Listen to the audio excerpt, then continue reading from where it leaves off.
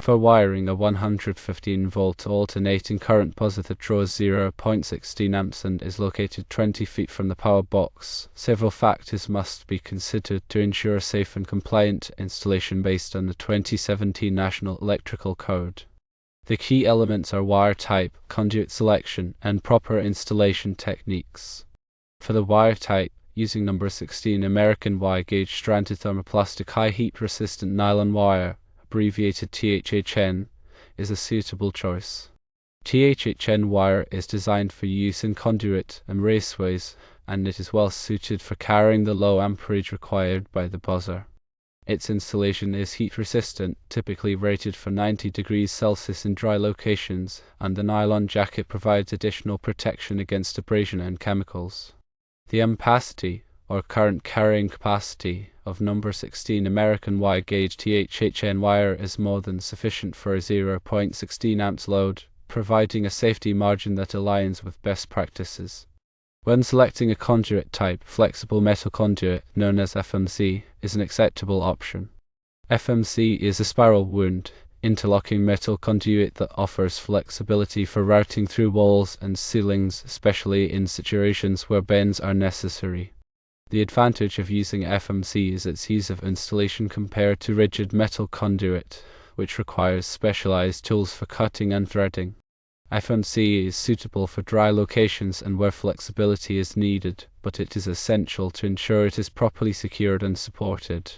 The electrical store offered a 3-wire assembly inside a steel flexible tube, which is essentially FMC pre-wired. This is a convenient option because it saves time and ensures the correct wires are used within the conduit. However, it is important to verify that the wires inside are indeed number 16 American wire gauge THHN or a similar approved type. If using individual wires, rather than the pre-wired assembly, pulling the wires through the conduit is a straightforward process. Before starting the installation, turn off the power at the circuit breaker to ensure safety. Firstly, run the flexible metal conduit from the power box to the location of the buzzer. Measure and cut the FMC to the required length, using appropriate cutting tools to avoid sharp edges. Secure the conduit to the power box and the buzzer location using connectors designed for FMC. These connectors ensure tight, mechanically sound, and electrically continuous connection. Secondly, pull the number 16 American wire gauge THHN wires through the conduit. If using individual wires, use 3 wires, one for the hot, one for the neutral, and one for the ground. Use a fish tape or wire pulling lubricant to ease the wires through the conduit, especially if the run is long or has bends. Leave sufficient slack at both ends, typically about 6 to 12 inches, for making connections. This slack allows for easier manipulation and connection to the buzzer and the power source. Thirdly, connect the wires to the buzzer and the power source. At the buzzer end, connect the hot wire to the appropriate terminal on the buzzer, the neutral wire to the neutral terminal, and the ground wire to the grounding screw or terminal. Use wire nuts or crimp connectors to make secure and insulated connections. Ensure that no bare wire is exposed and that the connections are tight to prevent loose connections that could cause arcing or overheating. At the power box end, connect the hot wire to the circuit breaker, the neutral wire to the neutral bus bar, and the ground wire to the grounding bus bar. Again, use wire nuts or crimp connectors to make secure connections. Make sure all connections are properly tightened and insulated. Fourthly, secure the conduit to the wall or ceiling using cable ties or conduit straps. Support the FMC at intervals recommended by the National Electrical Code, typically every 4.5 feet and within 12 inches of any box or fitting. This support prevents the conduit from sagging or becoming damaged over time. Use appropriate hardware, such as screws or anchors, to securely attach the straps or ties to the building structure. Additional notes to consider include grounding, making secure connections, and environmental factors. Make sure the power box is properly grounded. Grounding is a critical safety measure that provides a path for fault current to flow back to the source, tripping the circuit breaker and preventing electrical shock. Verify that the power box is connected to the building's grounding system and that all grounding connections are tight and secure. Use wire nuts or crimp connectors to make secure connections. These connectors ensure a reliable and long-lasting electrical connection. Twist the wires together tightly before applying the wire nut and ensure the wire nut is properly sized for the number and gauge of wires being connected. Crimp connectors provide a mechanical connection that is resistant to vibration and corrosion. If the buzzer is being installed outdoors, use weather-resistant conduit and wire. For outdoor installations, liquid-type flexible metal conduit known as LFMC is a better choice than standard FMC. LFMC is designed to prevent water from entering the conduit, protecting the wires from moisture and corrosion. Use THWN wire, which is similar to THHN but is also water-resistant. Weatherproof boxes and fittings should also be used to protect connections from the elements. Test the buzzer system to ensure it is working properly before putting it into use. After completing the installation, turn the power back on at the circuit breaker. Test the buzzer to ensure it is functioning as intended.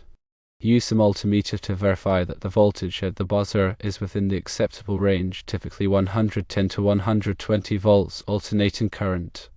Check for any signs of overheating or unusual behavior, and address any issues before putting the system into regular use.